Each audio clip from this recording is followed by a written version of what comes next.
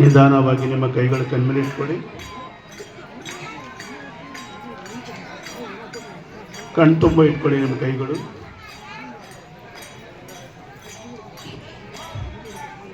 ಧ್ಯಾನಕ್ಕೆ ಒಂದ್ಸಾರಿ ಜೋರಾಗಿ ಚಪ್ಪಾಳೆ ಹೊಡೆಯೋಣ.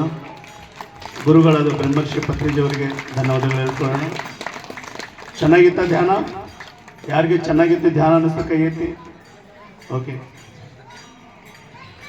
ಮನೆಗೆ ಒಂದು ಸ್ತ್ರೀ ಒಂದು ಶಕ್ತಿ ಸ್ವರೂಪ. ಯಾವಾಗ ಧ್ಯಾನಿ ಆಗ್ತಿರೋ ನೀವು, ಒಂದು ದೀಪ ಬೆಳಗಿದಂಗೆ, ಅವಾಗ ನಿಮ್ಮ ಕುಟುಂಬ ಎಲ್ಲ ತುಂಬ ಚೆನ್ನಾಗಿರುತ್ತೆ. ನಿಮ್ಮ ಮಕ್ಕಳು ವಿದ್ಯಾವಂತರಾಗಬೇಕಾ, ಬುದ್ಧಿವಂತರಾಗಬೇಕಾ, ಸ್ವಾಮಿ ವಿವೇಕಾನಂದಗಳಾಗಬೇಕಾದ್ರೆ ಧ್ಯಾನ ಮಾಡಿಸಿ.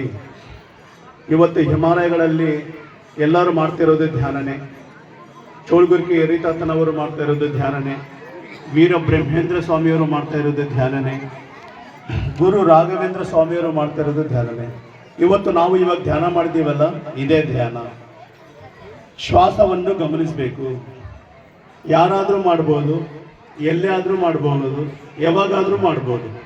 ಈ ಥರ ಚೇರ್ ಮೇಲೆ ಕೂತ್ಕೊಂಡು ಮಾಡ್ಬೋದು. ಯಾರಿಗೆ ನೋವಿದೆ ಪಾದಗಳೆರಡು ಹಿಂಗೆ ಕ್ರಾಸ್ ಮಾಡ್ಕೊಳ್ಳಿ, ಚೇರ್ ಮೇಲೆ ಕೂತ್ಕೊಳ್ಳಿ. ಯಾವುದೇ ಕಂಡೀಷನ್ ಇಲ್ಲ, ಯಾವುದೇ ಅಂಟು ಮುಂಟು ಇಲ್ಲ, ಸ್ನಾನ ಮಾಡಿ ಮಾಡಬೇಕಂತಲೇ ಏನಿಲ್ಲ.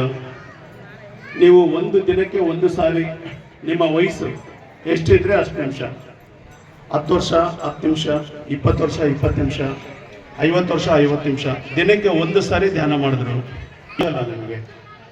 ಆಮೇಲೆ ಇವಾಗ ಎಲ್ಲರಿಗೆ ಆಸ್ತಿ ಪಾಸ್ತಿಗಳು ಇದಾವೋ ಇಲ್ಲೋ, ಮೈಯಲ್ಲಿ ಅನಾರೋಗ್ಯ ಇದೆ, ಇದೇ ಇಲ್ಲ. ಸೊ ನಾವು ಬರೀ ಡಾಕ್ಟರ್ ಹತ್ರನೇ ಹೋಗ್ತಾ ಇರ್ತೀವಿ. ಇವತ್ತು ಡೇಟ್ ಹಾಕೊಳ್ಳಿ, ದಿನ ಧ್ಯಾನ ಮಾಡಿ 41 ದಿವಸ, ಮತ್ತೆ ಡಾಕ್ಟರ್ ಹತ್ರ ಹೋಗಿ ಚೆಕ್ ಮಾಡ್ಕೊಳ್ಳಿ, ನಿಮಗೆ ನಾರ್ಮಲ್ ಬರುತ್ತೆ. ದಿವ್ಯ ಸಂಜೀವಿನಿ ನಿಮ್ಮ ಶ್ವಾಸ. ಶ್ವಾಸ ಇದ್ದರೆ ಜೀವನ, ಶ್ವಾಸ ಇಲ್ಲದಿದ್ದರೆ ಮರಣ. ಮತ್ತೆ ಇಂಥ ಒಂದು ಸತ್ಯದ ಮಾರ್ಗ ಯಾರಪ್ಪ ಇದು ತೋರಿಸಿದಾರಂದ್ರೆ ಭಗವಾನ್ ಬುದ್ಧ ಭಗವಾನರು. ಅವ್ರ ಜೀವನ ಎಲ್ಲ ಎಷ್ಟೋ ಅವರು ತ್ಯಾಗ ಮಾಡಿ ಈ ಧ್ಯಾನವನ್ನು ಕಂಡುಕೊಂಡಿದ್ದಾರೆ, ಇಡೀ ಜಗತ್ತಿಗೆ ಅವರು ಸಾರಿದ್ದಾರೆ. ಮತ್ತೆ ತದನಂತರ ಎಷ್ಟೋ ಜನ ಮಹಾನ್ಭಾವರು ಈ ಧ್ಯಾನವನ್ನು ಹೇಳಿಕೊಟ್ಟಿದ್ದಾರೆ. ನಮಗೆ ಹೇಳಿಕೊಟ್ಟಿರುವ ನಮ್ಮ ಗುರುಗಳು ಬ್ರಹ್ಮರ್ಷಿ ಪತ್ರಿಜಿಯವರು. ಇದಕ್ಕೆ ಕುಲ, ಮತ, ಜಾತಿ, ಧರ್ಮ, ಭೇದ, ವರ್ಗ, ಪ್ರಾಂತ, ವರ್ಣ ಏನೂ ಇಲ್ಲ. ದುಡ್ಡುಗಳ ಅವಶ್ಯಕತೆ ಇಲ್ಲ, ನಮ್ಮಂಥವ್ರದ್ದು ಕೂಡ ಏನೋ ಅವಶ್ಯಕತೆ ಇಲ್ಲ. PMC ಎನ್ನುವ ಒಂದು ಚಾನಲ್ ಇದೆ, ಪಿರಮಿಡ್ ಮೆಡಿಟೇಷನ್ ಚಾನಲ್ ಅಂತ. ಕನ್ನಡದಲ್ಲಿ ಇದೆ, ತೆಲುಗುದಲ್ಲಿ ಇದೆ. ನೀವು ಆ ಚಾನಲಲ್ಲಿ ನೋಡಿದರೆ ಲಕ್ಷಾಂತರ ಜನ ಧ್ಯಾನ ಮಾಡಿ ಜ್ಞಾನವಂತರಾಗಿದ್ದಾರೆ, ಆರೋಗ್ಯವಂತರಾಗಿದ್ದಾರೆ. ಅವರವರ ಜೀವನದಲ್ಲಿ ಎಷ್ಟೋ ಸಮಸ್ಯೆಗಳು, ಚಿಕ್ಕುಗಳು ಎಲ್ಲ ಅವರು ಸಾಮರಸ್ಯದಿಂದ ಇದ್ದಾರೆ. ಮತ್ತು ನಮ್ಮದು ಬಳ್ಳಾರಿ, ನಾನು ಸುಮಾರು 16-17 ವರ್ಷದಿಂದ ಧ್ಯಾನ ಮಾಡ್ತಾ ಇದ್ದೀನಿ. ಧ್ಯಾನಕ್ಕೆ ಬರೋ ಮುಂಚೆ ನನಗೆ ತುಂಬ ಅನಾರೋಗ್ಯ ಇತ್ತು, ಆತ್ಮಹತ್ಯೆ ಮಾಡ್ಕೋಬೇಕು ಅಂದ್ಕೊಂಡಿದ್ದೆ ನಾನು, ಅಷ್ಟು ಸಮಸ್ಯೆ ಇತ್ತು ನನಗೆ. ಮತ್ತು ಈ ಧ್ಯಾನದಿಂದ ನಾನು ಆರೋಗ್ಯವಂತನಾಗಿ ಇವತ್ತು ಲಕ್ಷಾಂತರ ಜನಗಳಿಗೆ ಧ್ಯಾನ ಹೇಳ್ಕೊಡೋದೇ ನನ್ನ ಜೀವನದ ಭಾಗ್ಯ. ಚೆನ್ನಾಗಿದೆಯಾ ಧ್ಯಾನ? ಆರೋಗ್ಯ ಬೇಕಾ ಎಲ್ಲರಿಗೆ?